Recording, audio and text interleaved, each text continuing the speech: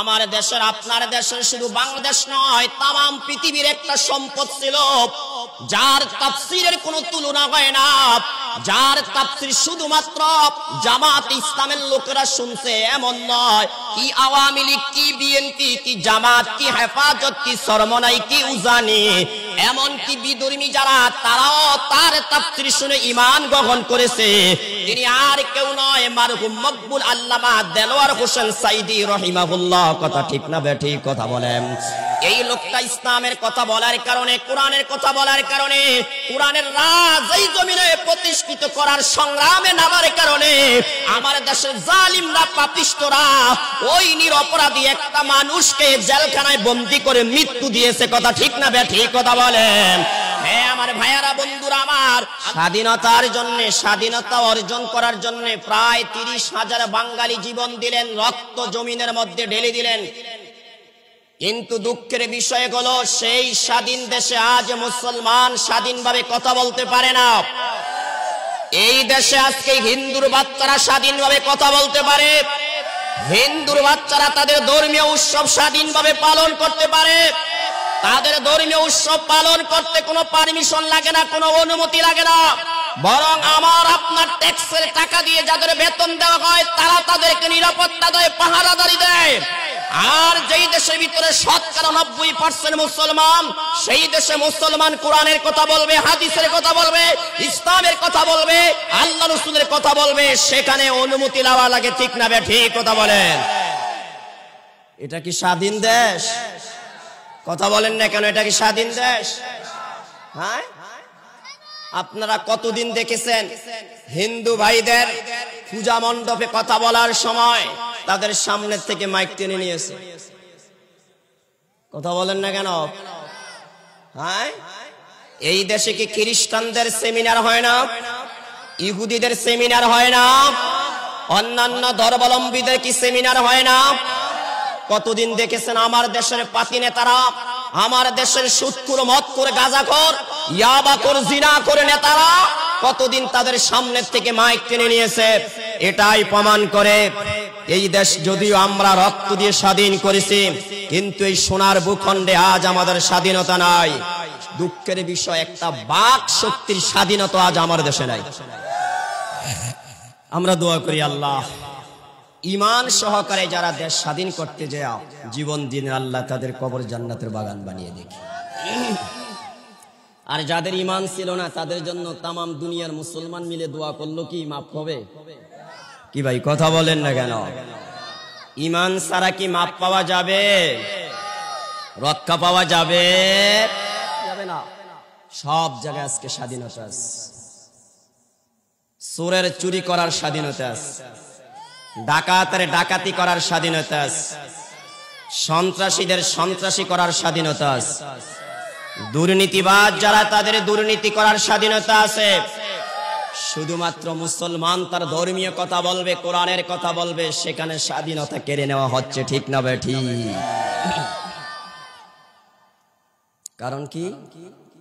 আমাদের উপর এখন যারা আছে তারা অধিকাংশ হলো পাপিষ্ট, অধিকাংশ হলো জালিম। কথা মিথ্যা? কথা বলেন না কেন? মিথ্যা।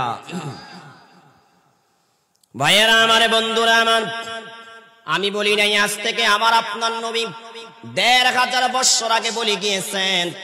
আল্লাহর নবী বলেন, কিয়ামতের পূর্বে তোমাদের উপরে এমন একদল জালিম শাসক চেপে বসবে, ওই সময় তোমরা স্বাধীনভাবে চলতে পারবে না, স্বাধীনভাবে দ্বীনের কথা বলতে পারবে না, স্বাধীনভাবে কোরআন সুন্নাহর তাকরীর তোমরা জনগণের সামনে পেশ করতে পারবে না।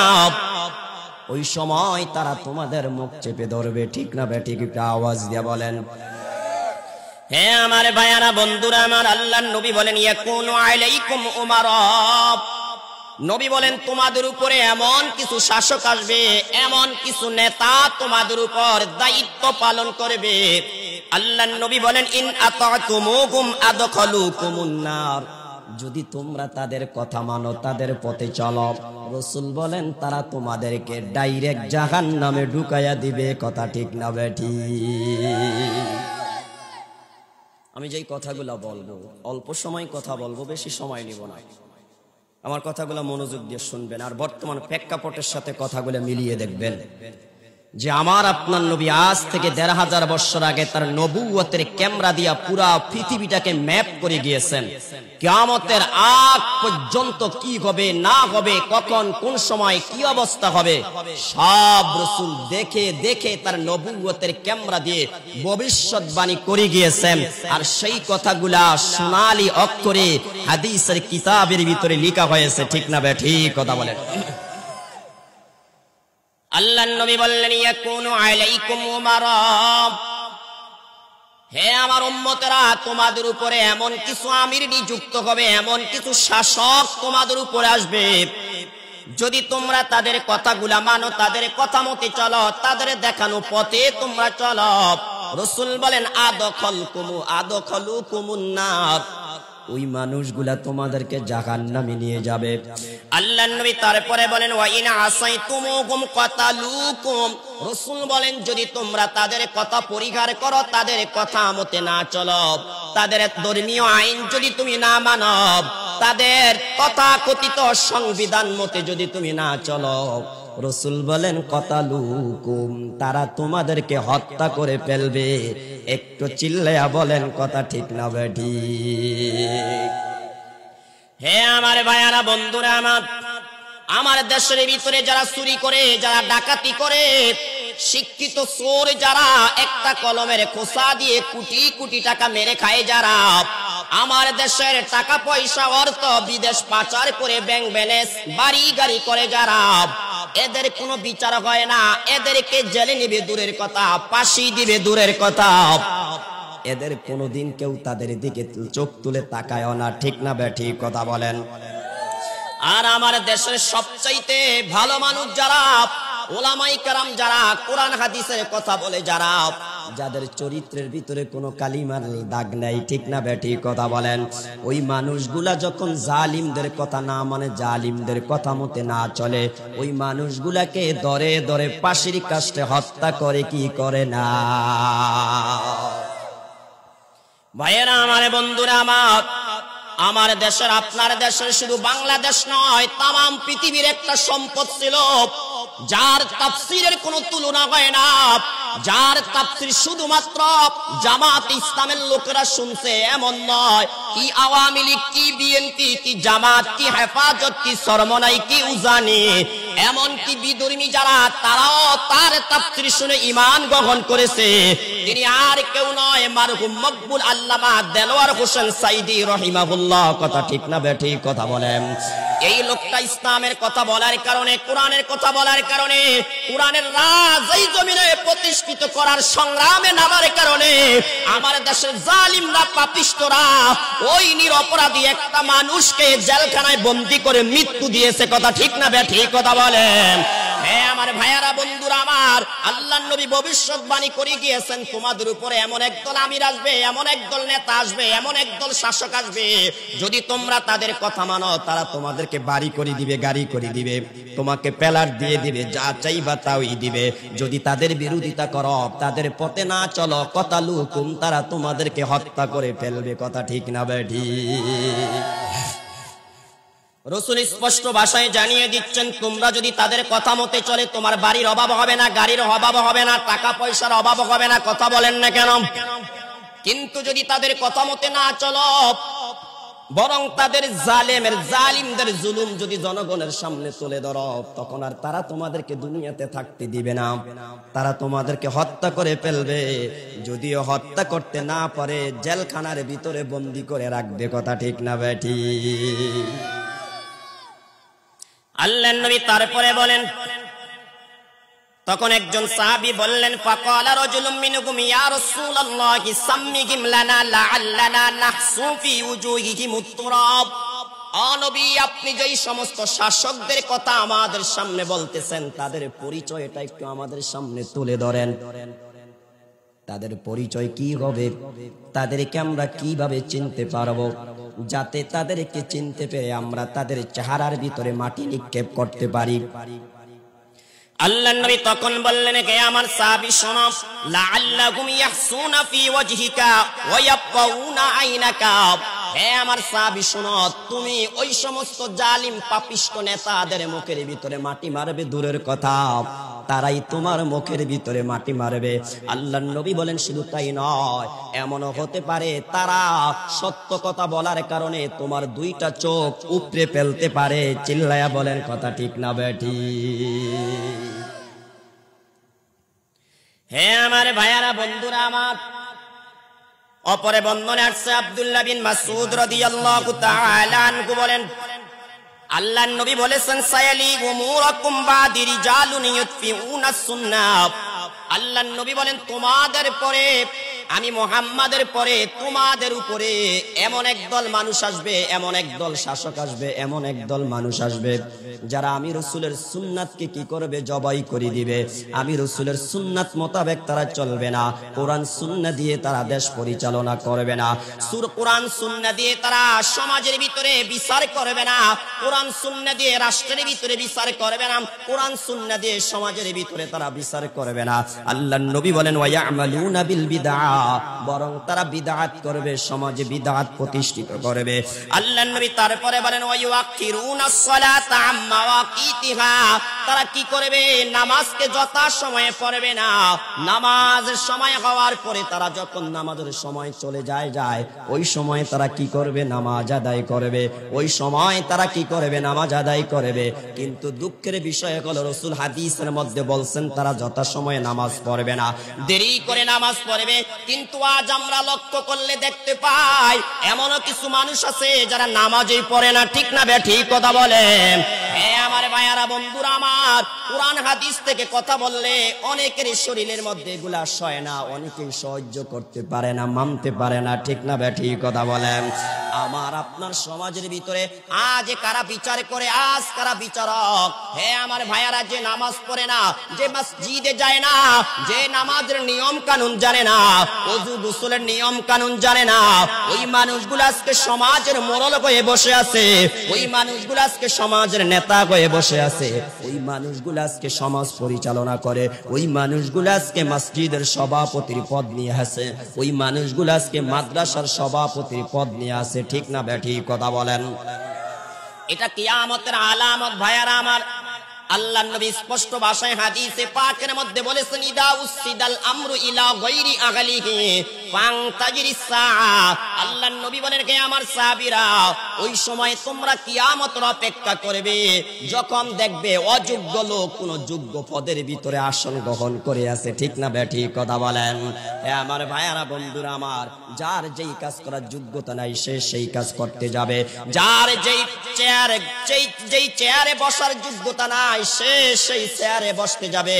আল্লাহর নবী বলেন এটা হলো কিয়ামতের আলামত। হে আমার ভাইয়ারা, বন্ধুরা আমার, তখন একজন সাহাবী বললেন, আব্দুল্লাহ বিন মাসউদ রাদিয়াল্লাহু তাআলা আনহু বললেন, ইয়া রাসূলুল্লাহ, ইয়া হাবিবাল্লাহ, আপনি যেই সমস্ত মানুষের বিবরণ দিলেন যারা আপনার সুন্নাতকে জবাই করে দিবে, বিদআতকে প্রতিষ্ঠিত করবে, নামাজকে যথা সময়ে না পড়ে বিলম্ব করে পড়বে, ওই সমস্ত মানুষগুলাকে যখন আমরা পাবো তখন আমরা কি করব? আল্লাহর নবী জবাব দিলেন, হে আব্দুল্লাহ বিন মাসউদ, তুমি আমাকে প্রশ্ন করেছো তখন কি করবা জানো? আল্লাহর নবী বললেন তখন লা তাআতা লিমান আসাল্লাহ, যে আল্লাহর নাফরমানি করে, আমি রাসূলের নাফরমানি করে, সে যত বড় শক্তিশালী হোক না কেন, যত বড় টাকাওয়ালা হোক না কেন, যত বড় ক্ষমতার অধিকারী হোক না কেন, রাসূল বলেন তার কথা মানা যাবে না। চিল্লায়া বলেন কথা ঠিক না বেঠি? মানা যাবে? কথা বলেন না কেন? আমার বাবাও যদি কোরআনের বিরুদ্ধে কথা বলে, আমার মা যদি কোরআনের বিরুদ্ধে কথা বলে, এই মা বাবার কথা কি মানা যাবে?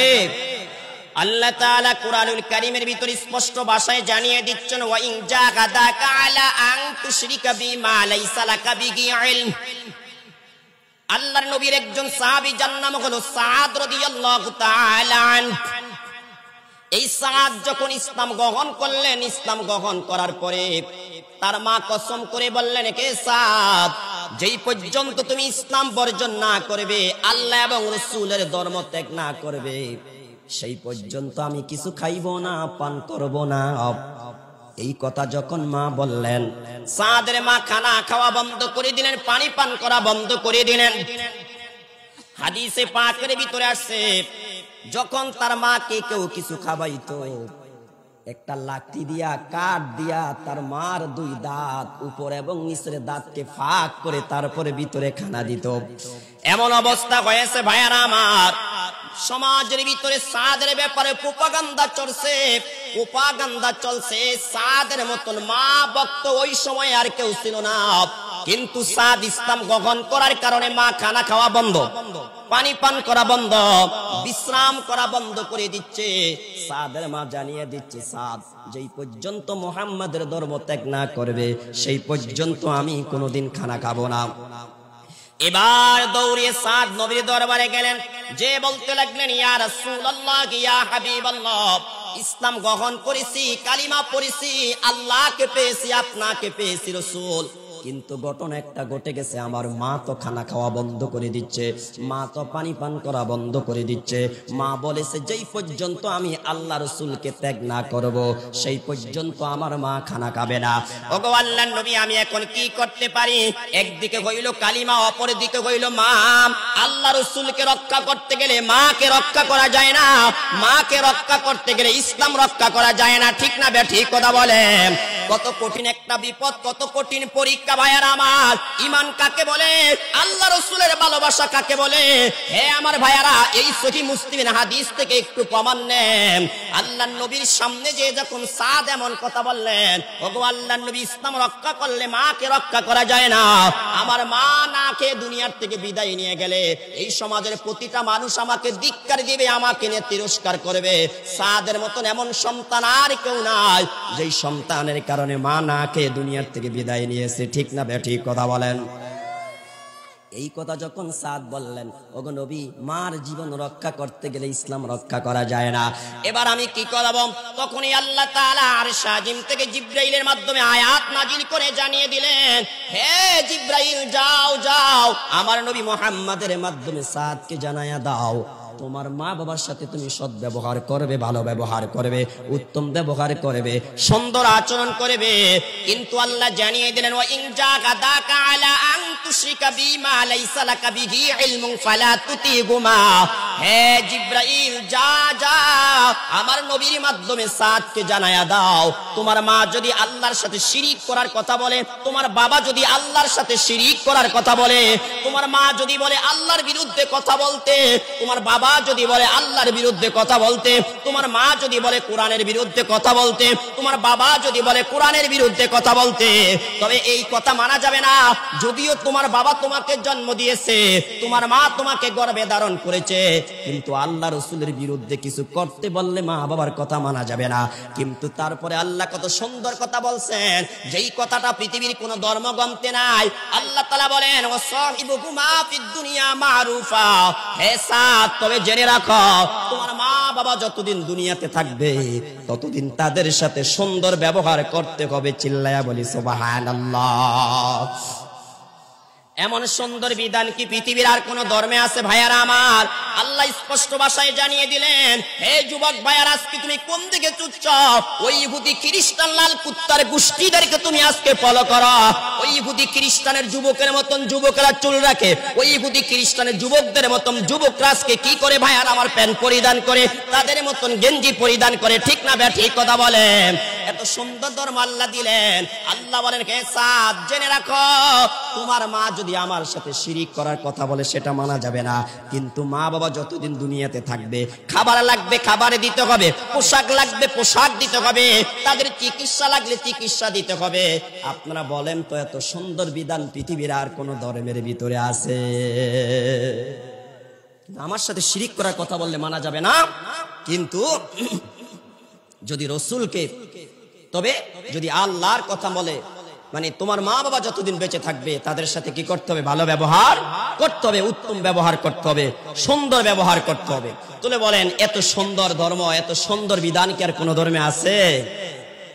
ভাইয়ারা আমার, বন্ধুরা আমার, যখন এই আয়াত আল্লাহ নাজিল করে জানিয়ে দিলেন, হে সাদ, তোমার মা যদি তোমাকে আমি আল্লাহর সাথে শিরিক করার কথা বলে সেটা মানা যাবে না, সেটা গ্রহণ করা যাবে না। সেটা অ্যাকসেপ্ট করা যাবে না। এই কথা শোনার পরে সাদ দৌড়িয়ে বাড়িতে গেলেন, যে মাকে জানিয়ে দিলেন, হে আমার মা, একবার নয় দুইবার নয়, আল্লাহ যদি আপনাকে শত শত জীবন দেয় আর শত শত জীবন যদি চলে যায়, তারপরও আমি ইসলাম ত্যাগ করতে পারবো না। চিল্লায়া বলি সুবহানাল্লাহ। তাহলে বলেন তো ভাইয়ারা আমার, আল্লাহর বিরুদ্ধে কথা বললে, রাসূলের বিরুদ্ধে কথা বললে, ইসলামের বিরুদ্ধে কথা বললে সেটা কি মানা যাবে ভাইয়ারা আমার? না না, সেটা কখনোই মানা যাবে না, সেটা গ্রহণ করা যাবে না, সেটা অ্যাকসেপ্ট করা যাবে না। শুধুমাত্র কেবলমাত্র আল্লাহ আর রাসূলের কথাই মানতে হবে, ঠিক না বেঠি? তো ভাইয়ারা আমার, এখানে আমি শেষ করছি। আল্লাহ আমাদের সকল